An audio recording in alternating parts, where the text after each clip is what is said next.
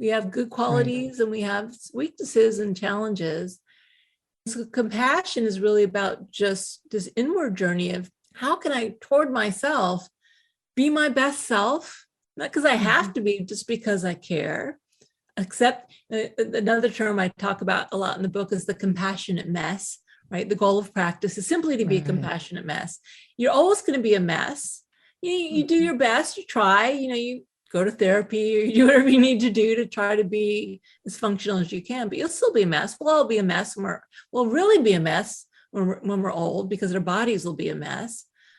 If our goal is just to be a compassionate mess, our goal is simply to hold the whole messiness of human life with warmth, with love, with connectedness, with presence, with joy, then you've achieved your goal.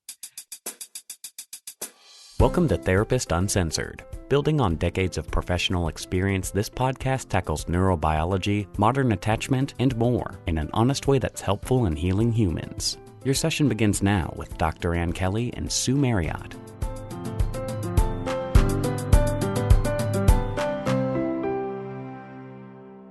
Hey everyone, this is Ann. Before we jump into today's episode, I want to do a huge thank you to all of our hosts and listeners out there who attended our meetups a couple of weeks ago on April 22nd, 2022. We had a live gathering in Austin, Texas, and all over the world, everywhere from LA to New Zealand, lots of places in between. And you know what? It was spectacular. I cannot tell you how much fun it was to meet the people in Austin, Texas that came. What a great group. And to meet all the hosts out there. The only disappointment is that Sue and I couldn't be at every meetup because I would have loved to have done that. But we were able to meet with hosts and hear about all the experiences. And I can tell you the one consistent feedback that we got that was exciting, that was also our experience in Austin, is how easy it was to connect. These are perfect strangers, for the most part, coming together with really the only one thing that they absolutely knew they had in common, and that was that they listened to Therapist Uncensored, which means they're interested in things like modern attachment, interpersonal neurobiology, getting off autopilot, learning about your defenses, and being out there in the world. And so getting together, people had immediate kinds of connections. That was a consistent report. And that's why Sue and I wanted to do this. One of our endeavors out in Therapist Uncensored is to build community, and we wanted to create an opportunity to continue to do that in each individual community out there. So again, big shout out of thank you for all of those hosts and all of those that took time out of their day to come and attend. Thank you so much. Our guest today, Dr. Kristin Neff, she's an associate professor at the University of Texas. She was at the program that I graduated and got my PhD from. Anyway, she's been on the show before, way back in 2017. So she was in the first years of our podcasting. And we decided to have her back on because her research is up to date and her writing is really focused on a topic that is true to Sue and I's heart and has grown even more deeply important in our current culture. So Dr. Kristin Neff is the expert on self-compassion. And she brings to life what compassion really is, inner compassion. It is not just being soft on the self. It is about harnessing your authentic, true self with courageousness and care. So her new book, entitled Fierce Self-Compassion, How Women Can Harness Kindness to Speak Up, Claim Their Power, and Thrive. That title really says it all, doesn't it? It's super important. This is not just a podcast for women. Absolutely not. In fact, men can gain so much. As she is talking about tuning into the tender self to more deeply and powerfully connect to others. So it's also about learning just to how to turn down that highly critical voice that's inside so many of us, that's either directed at ourselves or tends to be directed at others, and learning to turn that down and gain a powerful way to connect to self and to find voices and to really act in a way that is powerful and intentional.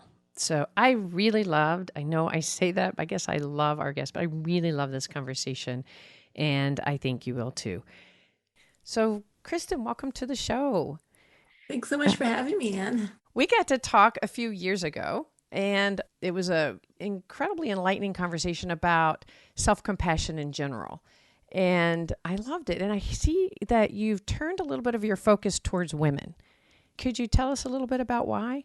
Yeah. My new book is called Fierce Self-Compassion for Women. And that's basically because what I found more and more in my research and teaching is that gender really plays a role in people's ability to give themselves compassion.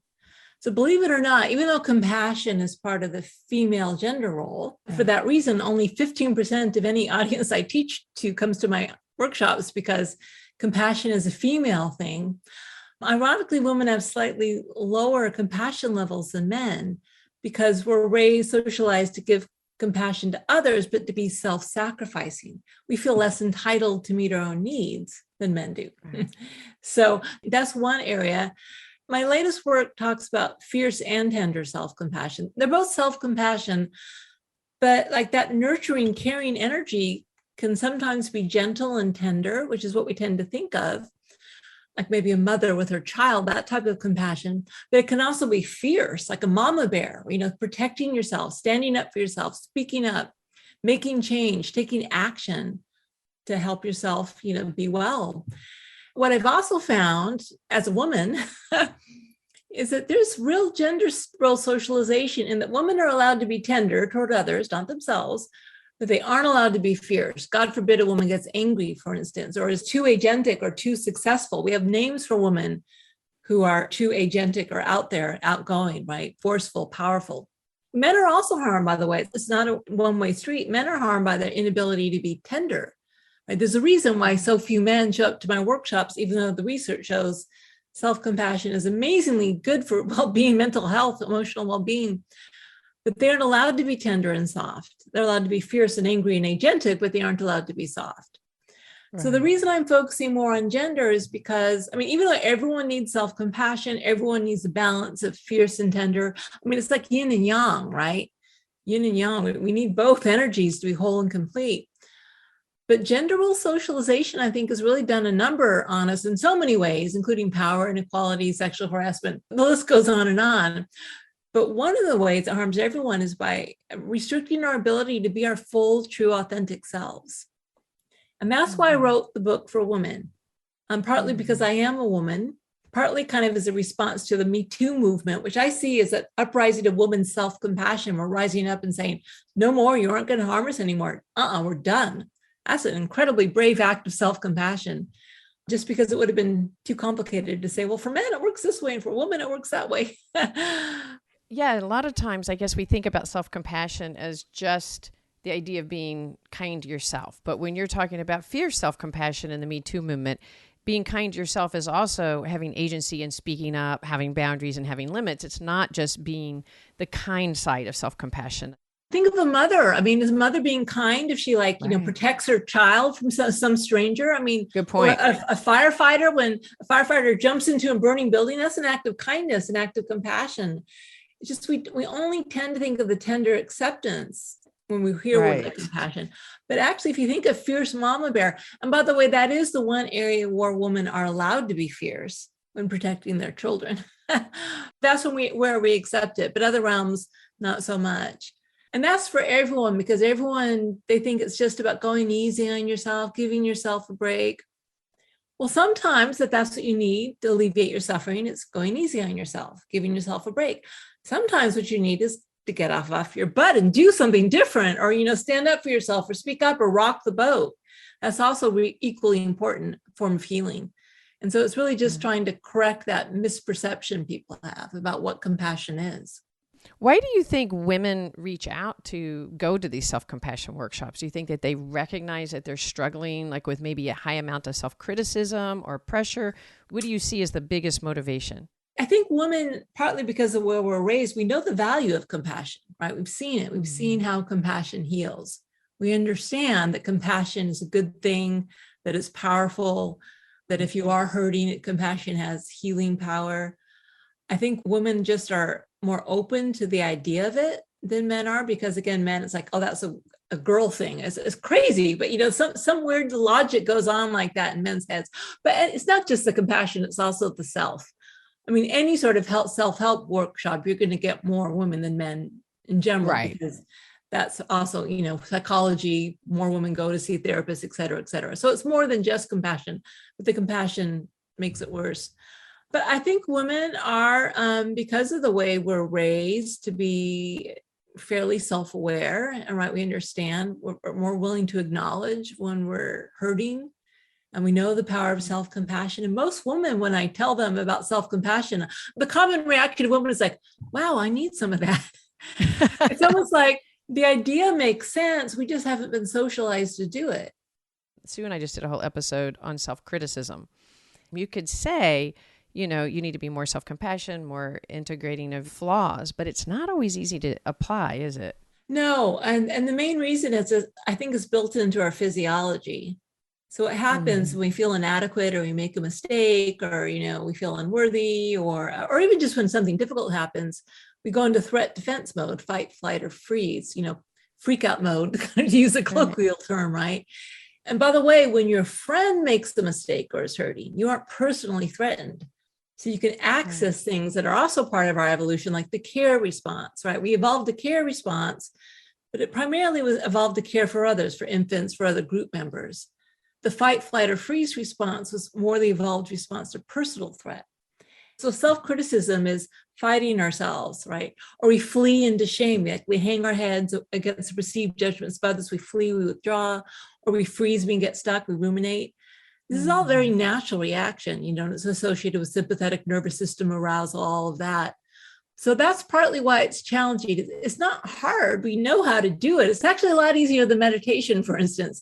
Meditation is difficult. You've got to learn how to work with the default mode network. The brain wants to wander. It takes time and training. Self-compassion is actually easier. All you got to do is put your hand on your heart and say, oh, wow, this is so hard. What do I need right now? So it's actually not hard to do, but it is hard to remember to do it because it's not instinctual. That's the thing. Oh, that makes sense. I love how you're bringing it back to the sympathetic nervous system in that context, because it makes sense why it's so hard. And just as you say it, the fight or flight, and our body is completely activated in a defense mode. You can't see, Kristin, she's put her hand on her chest as she's speaking when she goes, oh, this is really hard. And just as you're doing that, you're bringing your mind much more into a social caring place, right? Which we only really have access to when we get a little out of threat. So activating a different part of your nervous system, if you will. And the research shows that, right? It reduces cortisol, increases heart rate variability, for instance. So it activates parasympathetic, deactivates sympathetic reactions. If I'm hearing you accurately, part of it is you're becoming aware of self, right? If you're in fight or flight, you're very much activated by what's happening in threat outside of you, or of course the shame inside of you, which is again a threat. So if you are slowing down and even being aware of self, already activates a different part. So it sounds like the biggest act of self-compassion is aware of yourself, but also your voice is like the aware of pain in a way, isn't it?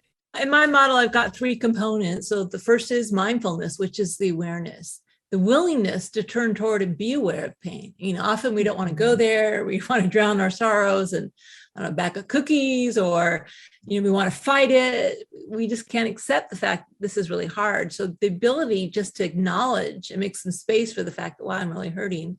That's mindfulness. That's huge. And also give a little perspective, right? So ironically, because we're used to giving care to others, when we turn to ourselves and say, wow, you're really hurting, we're kind of doing some perspective taking, which gives us some distance from our pain, which helps. We have a little more distance, a little more space, a little more awareness of what's going on. So I wouldn't say it's the most important thing, but it really is the first step. Without mindfulness of pain, we can't do anything. We have no place from which to launch a self-compassionate response. But the other 2 components are equally important, right? So one is kindness that we've talked about. That's the warmth. So for instance, we've had lots of long-term mindfulness teachers take our course and say, wow, I'm very mindful. I can hold my pain and, spacious awareness and even be warm toward myself, but putting my hand on my heart and saying, I'm so sorry, you're hurting, darling. I care about you. It just shifts things. And partly that is because you're intentionally kind of more powerfully activating the sympathetic nervous system response, the care response. I mean, sometimes it happens naturally, but when you do it intentionally, it really strengthens the response. Right. And then last but not least, other people, a sense of connectedness. That's one of the most powerful things about compassion. And like self-pity, which is not actually healthy, feeling sorry for yourself. Normally when we're hurting, we exacerbate that hurt by feeling, it's just me, everyone else in the world's living a perfectly normal, problem-free life. And it's just me who's feeling humiliated or is having this problem or whatever. And then, of course, when we feel isolated, for human beings, because we're social animals, it makes us feel much more threatened. And so when you remember, it's not just me, this is part of being human, this is actually to be expected. I think it's wrong with me for having something like this happen. I'm not the only one. It's not just me. And that actually helps us feel empowered because we feel less alone and we feel more connected. So I think I came up with a good model 20 years ago because it seems to work. It's like baking a loaf of bread. You need one part mindfulness, one part common humanity, one part kindness, and then you can bake your goods, There's a way that it makes it sound so easy. And like you said, it really is, and yet it isn't. But if you keep a model, and because if we talk about self-compassion just in general as a concept, I guess it can lead you, I guess you could be even at risk a little bit of being self-critical. I can't be kind to myself. I can't get rid of these critical comments in my head over and over and over again. Yeah, well, yeah. So the mind's, so I'll say, don't beat yourself up for beating yourself up. That's why we have to have compassion for our tendency to be self-critical, because it's just a safety response. We feel threatened. We're trying to survive. We're trying to be, safe. So we go into fight, flight, or freeze. We people really think when they beat themselves up, they're helping. I mean, not really logically, but emotionally, they're either helping by maybe they'll correct themselves so they won't make that mistake again. Or maybe, it won't hurt so bad when others criticize them if they do it first. Or maybe it's like almost like a submissive behavior. Maybe in their past, they were taught that if they're self-critical, other people calm down and maybe who are angry with them, parents or, other caregivers. So, it's very natural that we do it. We shouldn't judge ourselves for it. It's just not very effective. Right. So it's sometimes a natural first step, especially based on your history. If you were raised with a lot of criticism around you. Or if you have like my son, for instance, is very self-critical. He obviously was never criticized, but he's got autism. He's got a lot of anxiety. So people whose nervous systems are really they go into fight, flight, or freeze very easily, which he does, gets activated very easily. It's just this kind of natural response. Good reminder. This is all not just nurture. It's not just parents. Yes, there's a lot of, it's just physiology and evolution and the way we're wired. And some people are wired differently than others. And, we don't control it. Once you say you're just trying to be safe, then already you're softening and warming up a little bit. And then it's that warmth that really changes the tenor of the relationship with yourself, which really, the research is just phenomenal in terms of how much it helps. It helps you be less overwhelmed by the negative emotions. You're more able to cope. You're more resilient. Can you talk any more about the other kinds of research? There's almost 4,000 studies now, Anne. Okay. Several studies come out every single day. I can't even keep up with the literature. It's phenomenal. If you go to my website, I have a graduate student who twice a year updates it. And I don't know if I'm going to be able to keep it up anymore. It's organized by category. Wow. There's thousands of studies now. So just resilience. I'm just an example. There's a lot of research on veterans who came back from either Iraq or Afghanistan. And what we found is the ones who had actually seen action, who had combat exposure, those who were more compassionate, they were less likely to develop post-traumatic stress syndrome. They were less likely to turn to drugs or alcohol or even contemplate suicide as a way to deal with all their pain. They're more able to function in daily life, more able to actually grow from the experience. A lot of research on COVID. People who had more self-compassion through this COVID experience have been more resilient. So I conceptualize compassion. It's kind of like a continuum. On one end, you're self-critical, really harsh on yourself, and the other end, you're self-compassionate. So any movement toward compassion is a movement away from self-criticism. The one way it works is just by lessening the self-criticism, that in and of itself, and it's the self-criticism that's really feeding the depression, the anxiety, the shame, et cetera. So that in and of itself helps, right? You aren't feeding the negative spiral, but also the positive emotions of kindness, caring, and warmth. There's so much work on positive psychology that it kind of broaden and build, like you're able to see more opportunities. You aren't so narrowly focused on the negative when you add in the positive emotions, which allows you to look at, maybe there's that option. I hadn't thought of it before. When I'm in my black hole, I can't think of my options. But once you get those positive emotions going, connectedness, presence, kindness, then you can look at your opportunities, and that also helps you cope that way. It enhances relationships with others because Right. believe it or not, even though the word self is in there, you're a lot less self-focused when you're self-compassionate compared to when you're self-critical. When you're That's self-critical, so all you're true. thinking of is you. I'm so worthless.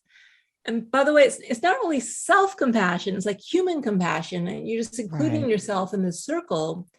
So it actually decreases the focus on the self, ironically, but it does, which means you have more resources to give to others. And it reduces things like burnout, and it allows you to sustain more healthier relationships with others. Good for physical health, helps you sleep better. And when I stop to think about it from just as we kind of go through the 3 steps one more time, because I love your 3-step model. I use it. I've used it since you and I have spoken several years ago. I think of you often. So what I'm hearing is the first step in it is mindfulness. It's awareness of self, awareness of others, but it's awareness of, this is hard. You would think we'd be aware of pain, but either we're so lost in it, we can't see it, or we're trying to like just shove it down. And even though it's to avoid affecting us, it. we're trying to just kind of, get through it. So yeah, this is hard. Just simple saying, this is really hard. It's huge when you make that shift. Instead of being lost in it, now you're naming it. You've got some space around it. It actually changes your brain when you name the difficult emotion you're feeling.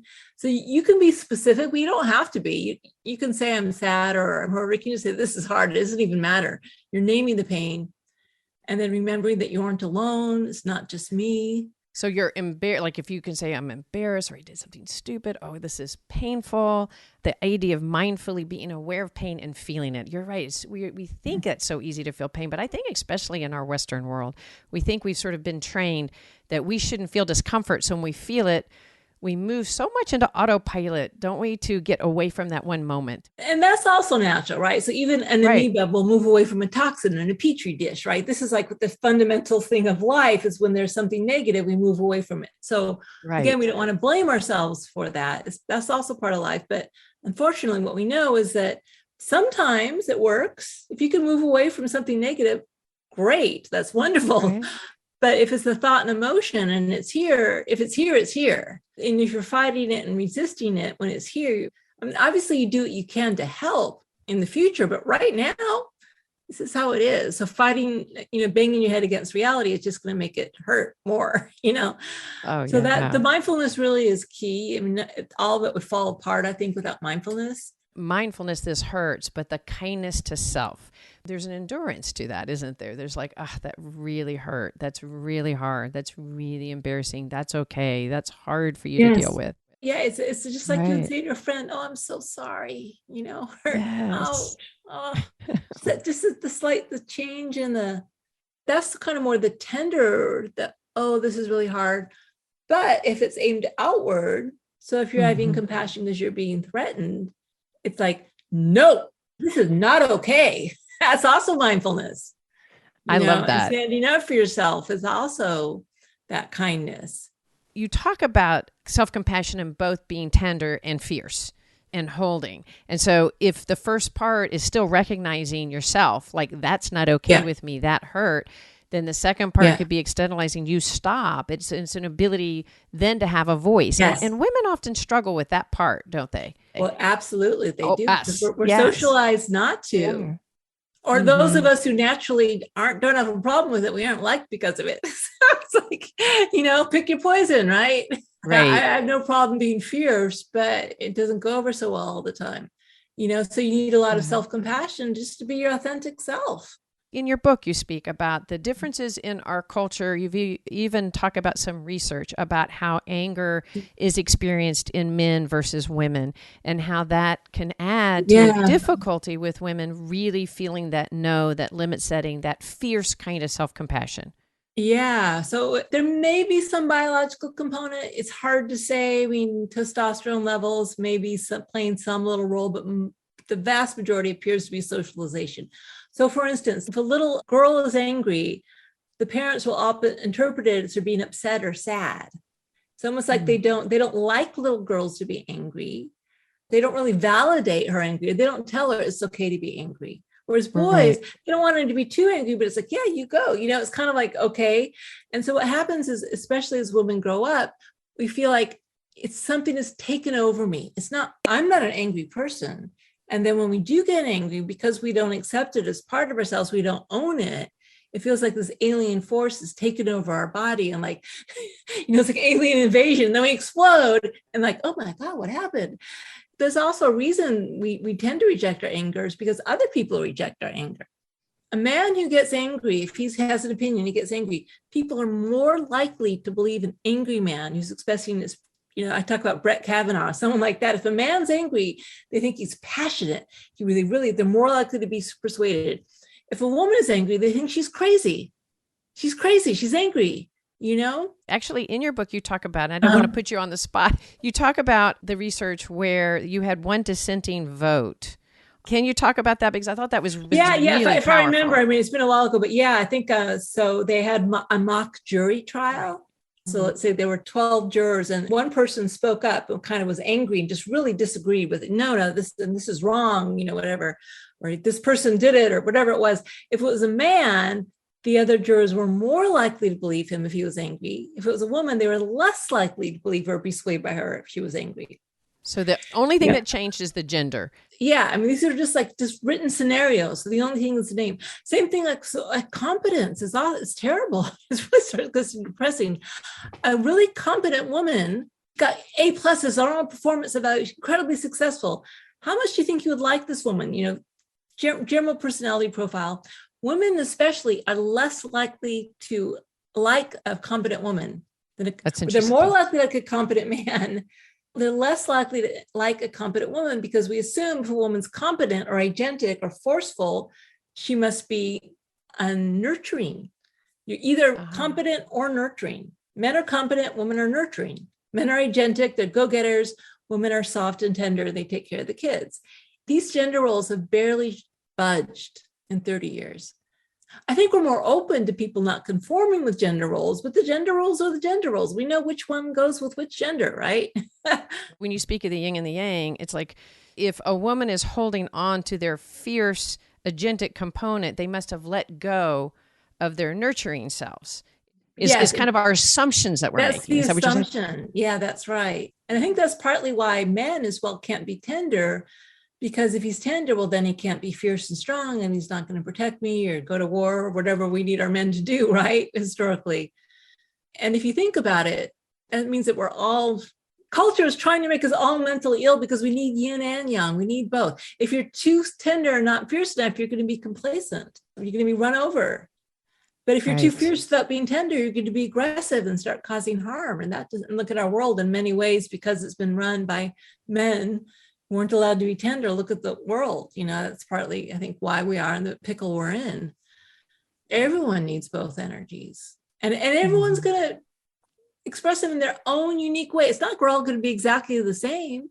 Within genders, across genders, gender identity, another thing, sexual, all these things, every single person has their own balance that is going to express it in their unique way. But they need to be allowed and encouraged to be balanced and have both. We're almost like culturally, it's like we want these little caricature cutouts of people that aren't integrated, right? Because what you're saying, but the only way you can get integrated is it's the Cinderella and Prince Charming story. Heterosexism, you need a man and a woman to be complete. And the woman plays the nurturing role, the man's the fierceness. And then when they're together, they're complete and they're whole. And maybe that worked out for a few people, but not for most of us. But it's also incredibly limiting as well. I think it really is, because then you have, I know that some women really struggle, and I think men too, but some women really struggle with the thought of losing that agentic role in their husband or their spouse if they're heterosexual, or even if they're gay and one individual is playing more of that agentic role. That also happens, by people kind of tend to play one role as well. It seems to be, we like the bipolarity, I guess, or something. Yeah. Yeah. I see two things and see if this is consistent with what you've seen. One is the fear of taking on the competent agentic place, and then somehow that's questioning their more mothering feminine side, and just their fear that they can't, sort of really believing in that I'm not the one that is that forceful agentic individual, if you will. And then there's this other effect that I think the fear that if they take the more agentic role, that the men in their life might feel threatened by that. Like they're somehow losing their role in this sort of divided role. I hate to say, based on my relationships, there's some truth to that.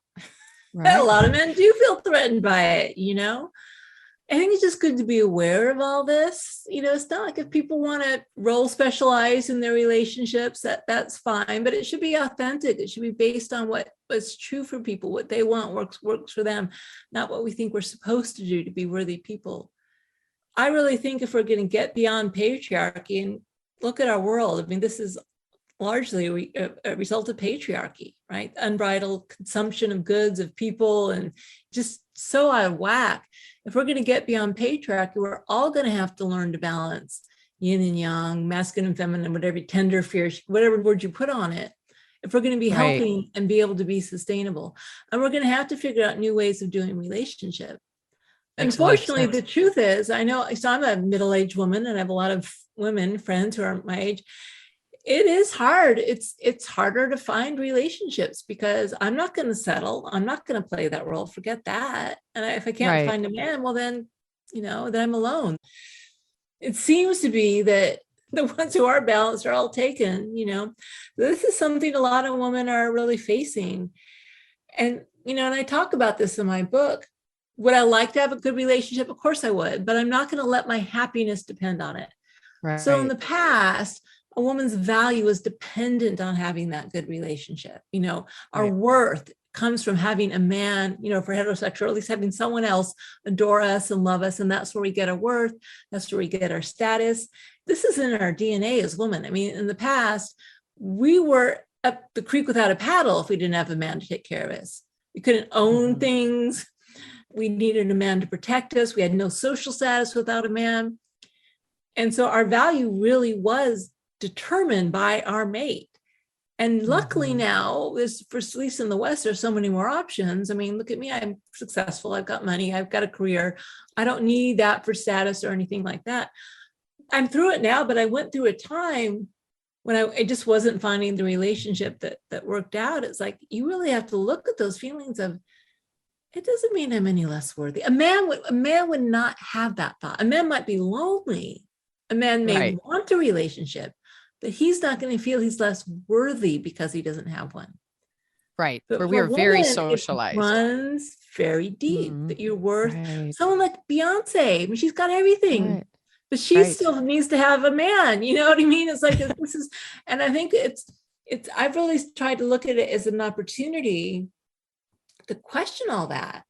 Is that really the case? Am I going to let my happiness depend on that? No, I'm not, as a matter of fact. There's many other sources of happiness, including for me, more spiritual happiness. You know, the bigger oneness, not the little oneness of a Prince Charming Cinderella, which we all want. We all want that intimacy because it feels like that oneness, that merging. Well, the oneness and merging, the real oneness and merging is not about two people. It's about, you know, kind of getting beyond the idea of separate self. And, you know, if you take it in the spiritual level, that's really what we're yearning for. And from my point of view, at least what I'm yearning for is that larger sense of union and merging. But it took some work. Gotta say, we all have to feel special and above average, right? But none of us feels good enough. So even though we all need to feel special and above average, and we like to put others down in comparison to ourselves, we're also really afraid of appreciating ourselves because it's lonely at the top. I mean, it's not very healthy if you start looking at all these models we have. We're afraid of shining. We're afraid of reaching our full potential. At the same time that we're terrified of not being above average and special, you know, so we're just very conflicted about it. And so the nice thing about self-compassion is you don't have to compare yourself to anyone, whether you're better than them, whether you're worse than them. It doesn't matter. We are all not only flawed human beings, we're also all glorious human beings. I mean, everyone has wonderful strengths and gifts as well as challenges. That is just the human condition. They're probably not totally equally assigned. And I'm not saying all people are the same, but that is the truth of being human. We have good qualities and we have weaknesses and challenges. So compassion is really about just this inward journey of how can I, toward myself, be my best self not because I have to be, just because I care. Except another term I talk about a lot in the book is the compassionate mess, right? The goal of practice is simply to be a compassionate mess. You're always going to be a mess.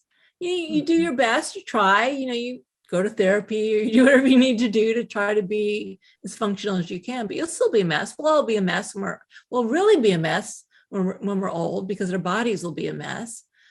If our goal is just to be a compassionate mess, or our goal is simply to hold the whole messiness of human life with warmth, with love, with connectedness, with presence, with joy, then you've achieved your goal.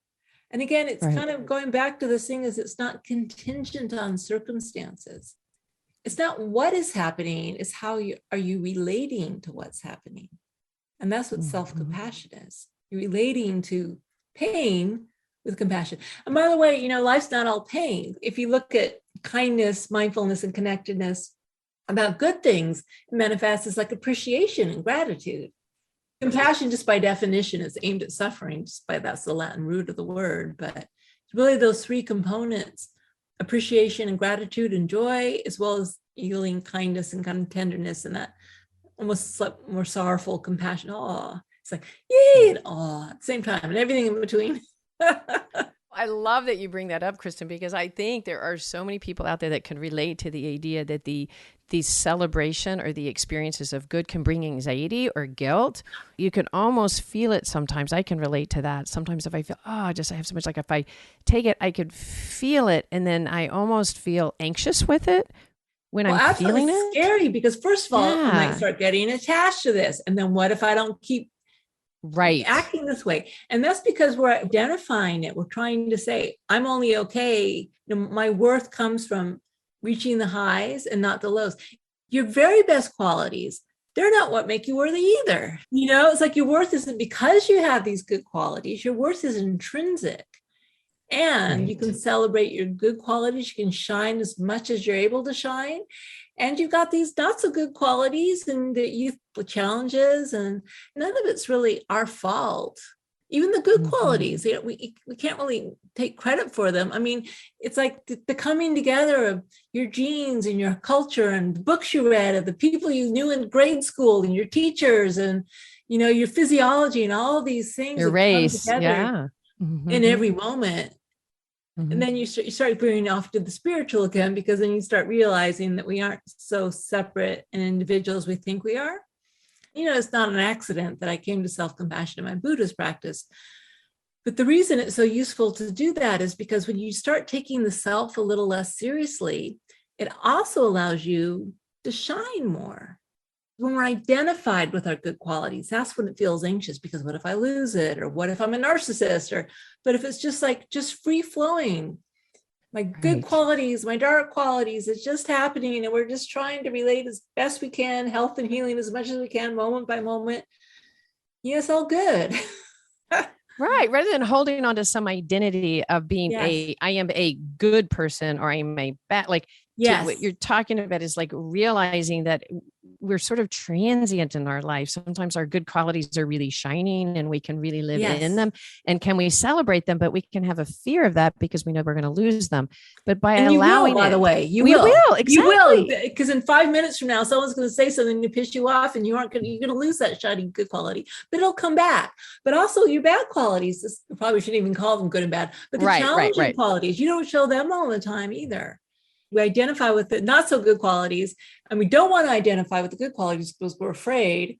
At the same time, we all want to be special and above average. You can see it's like we're the compassionate mess. It gets messy in there. The more you open your heart, the more it all becomes workable. That's the thing. And it's also kind of funny as well. I mean, we're laughing about it. Isn't it true? Not that there isn't real tragedy. Of course there is. There's real pain, and I'm not denying that. But self-compassion allows you to take yourself a little less seriously.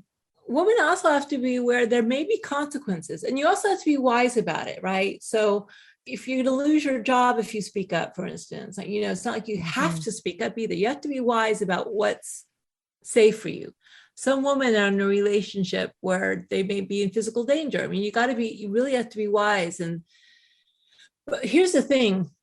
owning your no, owning your anger, how you express it. It may, certain cultures, certain situations, you may not be able to express it like you would ideally like. That's just reality. But at least you can own it on the inside. You know it's wrong. You know you've got every single right to be angry. And then you have to use your wisdom to figure out, how do I express it in a way that's going to also be more useful, helpful, et cetera. In my situation, right? The problem with gender role socialization is we don't own the anger. We think we shouldn't be angry. We think there's something wrong with us. We don't see that it's wrong. We say, oh, that's just the way men are. Just think for years, that's just, he's just kind of a creep. That's just the way men are. No, it's not okay. We have to see it, know it internally, own our anger, own our truth, and then try to, as skillfully as possible, find ways to express it in a way that aren't going to, again, you don't want to lose your job. It's this great term I talked about in the book called gender judo, for instance, what women have to do at work. And it's totally unfair because men don't have to do it. But gender judo means you have to be an agentic, powerful woman to get ahead in business, but they don't like you if you're a strong agentic woman. And that will limit you because they aren't going to raise you to the highest levels if they don't like you, and they won't give you as much money. But if you don't ask for it, you aren't going to get as much money either. So we're really in a rock and a hard place. So gender judo means you're strong and agentic, but then you intentionally, oh, how are your kids? You intentionally bring in a nurturing quality to balance the agentic quality. This is all unconscious. People whose unconscious is thinking, wow, she's really agentic. She must not be very nice. When you say, oh, how are your kids doing? Oh, I guess she is. Okay, then it's all right. And that so women face less backlash who can intentionally combine the yin and the yang, the fierce and the tender. And again, men don't have to do it. It really is like, sometimes I feel like I don't have time, but it does work. So we have an option. Men can just be their agentic selves and doesn't hurt, at least in the workplace context, it doesn't hurt them. One of the things I like about the title of your book is you said that women can harness kindness to speak up and claim the power and thrive. I love the judo, and we have to. We think about how many relationships with men that we do have to sometimes placate the emotions, whether they're the more knowledgeable one. I mean, we all know that, right? Not for all men. Yeah. I think there's a lot of men out there that can own their own vulnerability and own their own kindness, and we don't. But there are a lot of men that we do have to do a little judo to not step on the ego, where I think we have to do a lot less of that with men. But what I like about the title is that you're harnessing kindness to speak up and claim power. As we're talking about this evolutionary transition, that we've gone from where it was the way it was way back when, because we needed it that way. Women needed men to be able to be safe, and men needed women in a tender role. As we're evolving as people, would it be true to say that our leadership roles now are going to be called into this process of needing kindness? Maybe this is my fantasy. I feel like men are going to be called into their own compassionate ways of finding their more kind, connecting space rather than just their agentic in order to be effective leaders. Like what we have now is leaders that are growing without that, and it is creating chaos. It's not working. Yeah, I think if we're going to survive as a species, the biggest one that will come with is global warming, right? So that kind of exploit, take, do. That's not going to, we may not be around to see if we can change or not, but I think so. I mean, I think that's where things are moving because men are harmed by it. So even though we're still in the patriarchy, in some ways, men aren't doing as well as women. They aren't going to college as often. They're less happy. They don't know their role anymore. And because they haven't been socialized to explore their inner worlds, they're kind of a lot of men are just adrift.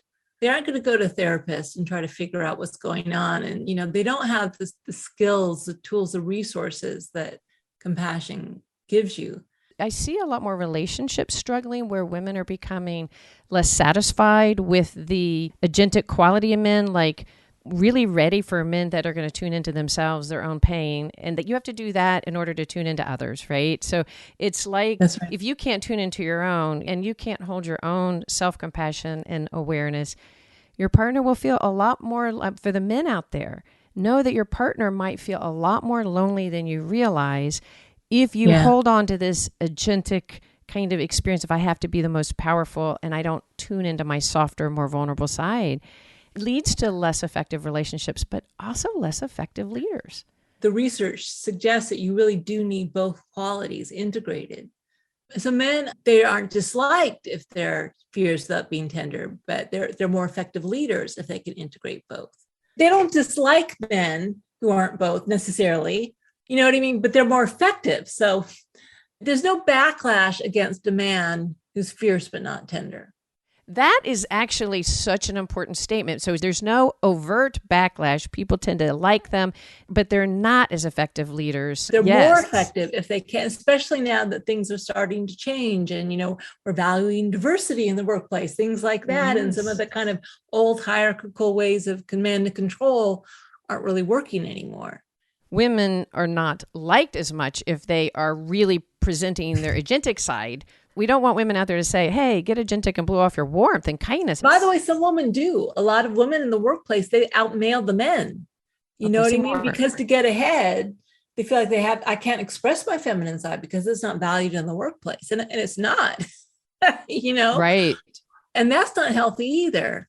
Right. They just cut that part off of themselves, or maybe they were never nurtured in this way to have kindness and the more powerful nurturing side that is essential for us to live to an integrated happiness. All of us need both. That is just, and I felt like I said that ad nauseum in the book, and people got sick of me saying it, but it can't be said often enough. We all need both. Every moment we need both. It has to start with ourselves. The society, it may change, it may not. I don't know. Again, I don't even know who knows what's happening, what's going to happen, but every moment we can open to the fierceness, the tenderness. It's kind of like acceptance and change. Some people do talk about it masculine and feminine, left brain, right brain. There's so many different ways of talking about this basic duality that needs to be integrated. That is a message out there that we can't echo enough, right? I'm sure people on our podcast also get tired of us talking about that, but we become evangelistic about it. Well, because it works. It does. It does. I love the concept of fierceness because it isn't as easy as it sounds. And to think of it as a feminine quality is just BS. That's why I like to call it mama bear, because fierceness, even though it's male, is actually a feminine quality. Mama bear is a female. Look at the Hindu goddesses, Kali, Durga, these fierce. It's actually a feminine energy. It's just culturally, it's been programmed out of us. Right. It's okay for us to be fierce if we're nurturing other people, children, which of course we don't want to give that up, but we want that fierceness in nurturing ourselves. But what I'm saying is it's also a feminine quality. In reality, it's just not stereotypically considered a feminine quality, but fierceness is also fully a part of being a female as well. We're not taking that from the male list of categories. It is very female to be fierce. Yeah, that's why I like the term mama bear. And I love having to say to the men in the audience, don't worry, you have an internal mama bear as well. Because it's usually like we use the male metaphors and women assume, does it apply to me too?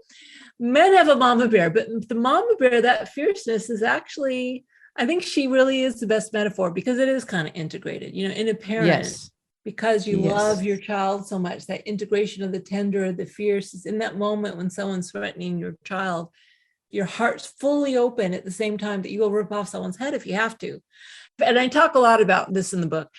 Fierce compassion doesn't mean ripping off people's heads. It takes this very difficult thing of trying to separate the behavior and the person. My behavior may not be very good, even though I'm okay. Your behavior may not be good, but you're okay.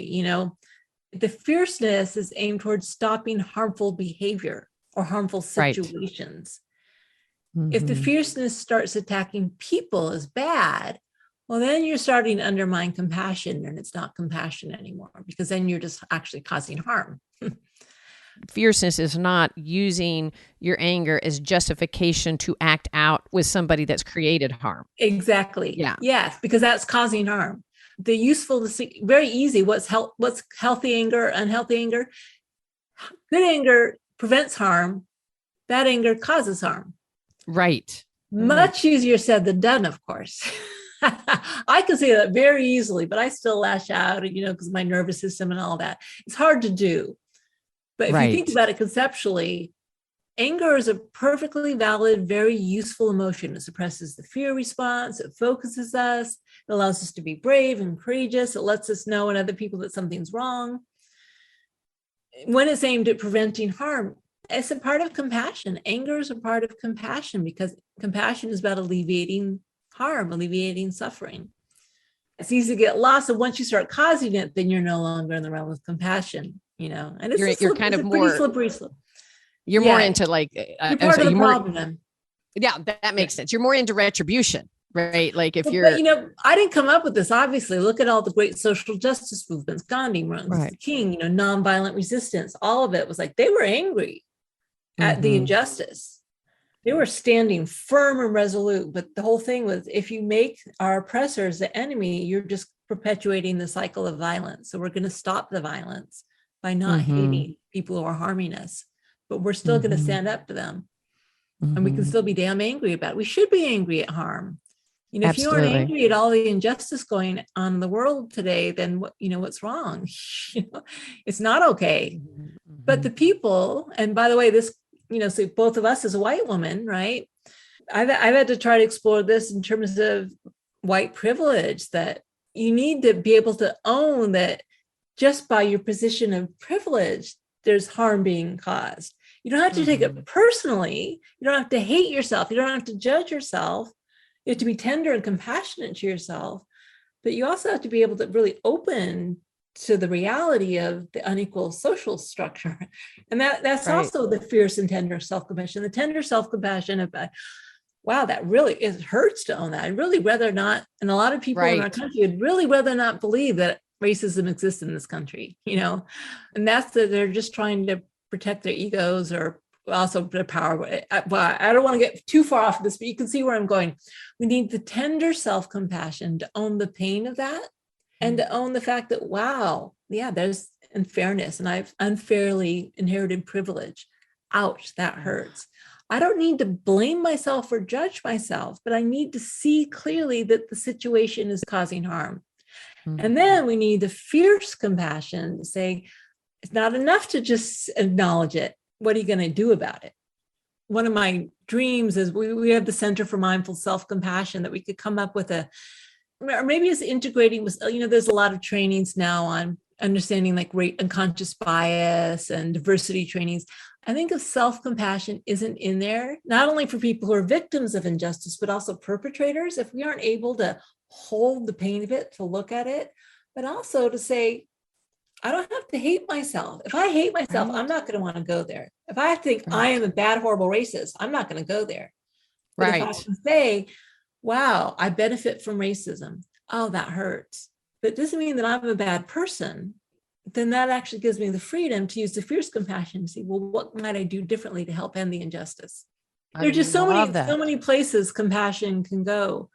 Race, but then gender, inequality. I mean, I really think the fierce self-compassion, and that's partly what motivated me to write about it, because of the social justice movements. It's not enough to sit on your cushion and say, I'm okay, we're all God, we're all one, as people are, being harmed. So. No, I love how you're integrating. That was a very important point in your book when you were talking about the social justice and how integrated this is. And just as you say that, the idea, and I think that's been so exploited in the last many, many years, our difficulty taking in the pain of our own privilege.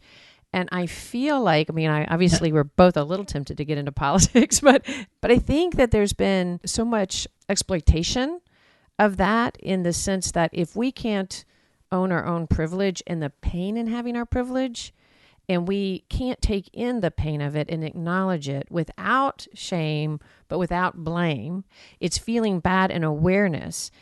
But if I dive into blame, I can't be relational with you and accept my own pain of my privilege and then connect with you as someone else in the world that needs to what we can do to make a difference.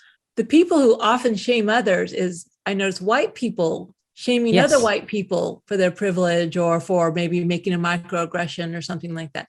The second you get into shame and blame, then you're actually preventing the process from unfolding, because then people, they get ego defensive, and they can't think if they're full of shame and blame. So again, the more we can aim this at the harm, we can call out the harm, we can call out the microaggression, we can call out, the privilege, we can call all that out. But as people, we're all human beings doing the best we can. Right. We don't have to hate or blame anyone, including ourselves, especially ourselves, if we want to be able to make effective change. If that individual is trying to call something out in a very shameful way, it may be that they haven't done enough internal kind of self-compassionate look at their own shame for their own privilege. Yes. So instead of coping with that and the pain of their own, they can kind of place it out on other people to call out. No, I'm not the bad one. I'm not the bad one because I'm calling you out. Yes, exactly. Yes. And I've just noticed that pattern. There's this woman, Sydney Spears, who's part of our board, and she's an African-American woman, professor, and she does a lot of diversity work. She is just so compassionate, and it's so easy to hear her. She's fierce. Yes. We don't want to mess with her. She's fierce. It's just so much more effective when no one is blamed or shamed. And it's like, we are all human beings doing the best we can. And here's the problem. What are we going to do about it? It's just a lot more effective. I don't know how we got there, but that's interesting. How did we get here? I don't know, but I'm so glad we did. And I think our listeners are going to be glad we did. Yes. But I think the idea of really holding the fierceness has been so outlined here. And I love it because there's such an idea of, even when you put a title on something that says self-compassion, it can be so misleading that what we're talking about is just take care of your little self. But what you're talking about is so much more powerful. We have this saying Stu and I are kind of focused on right now. And I can't remember who we heard it from recently. It's just simple, but it's care about somebody you don't know today. And it feels connected to this, like the idea of having self-compassion and then getting through that last step of I'm not alone in it allows us to then bring our care of other people more active in social justice rates and gender campaigns, et cetera. There's this way of finding care for yourself is the most integrated way to be able to be fiercely caring of others. Yeah, and to care for those. You're less self-focused. Ironically, you're more connected and you're more self-compassionate.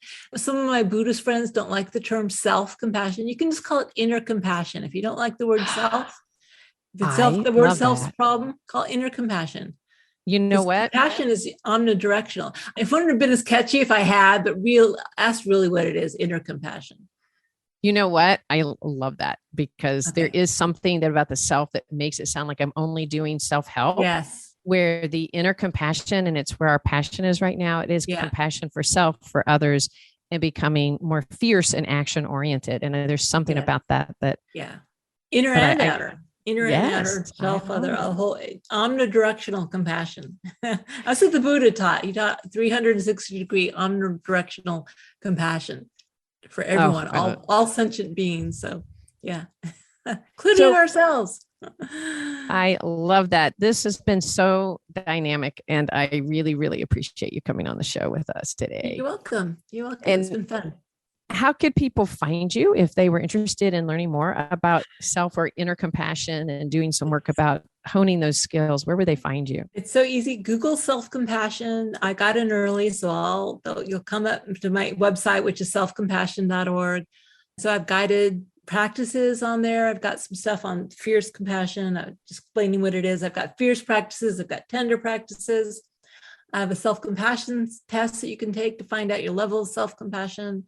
My TED Talks on there, and research. If you're a research nerd, I've got literally hundreds, probably thousands at this point of articles organized by category on my web if you want to do a little dive into the research. And it also links to the Center for Mindful Self-Compassion, which is like the training arm of what I do. It's a nonprofit I founded with Chris Germer, and you can take mindful self-compassion training online.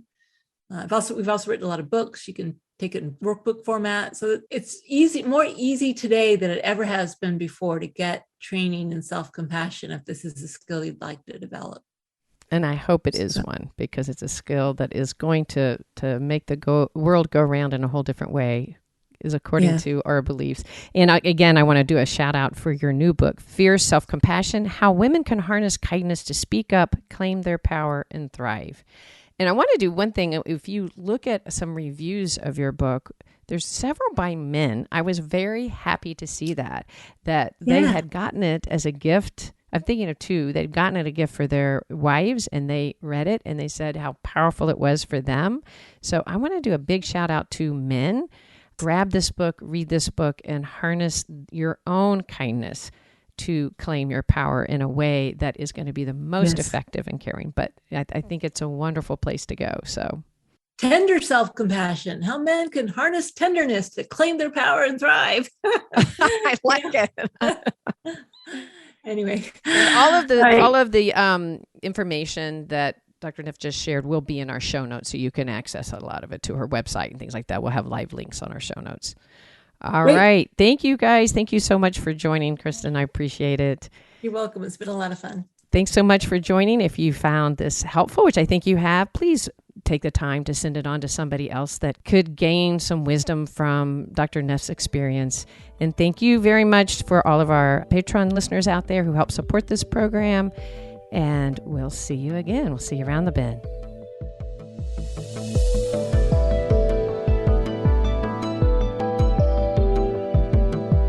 Therapist Uncensored is Ann Kelly and Sue Marriott. This podcast is edited by Jack Anderson.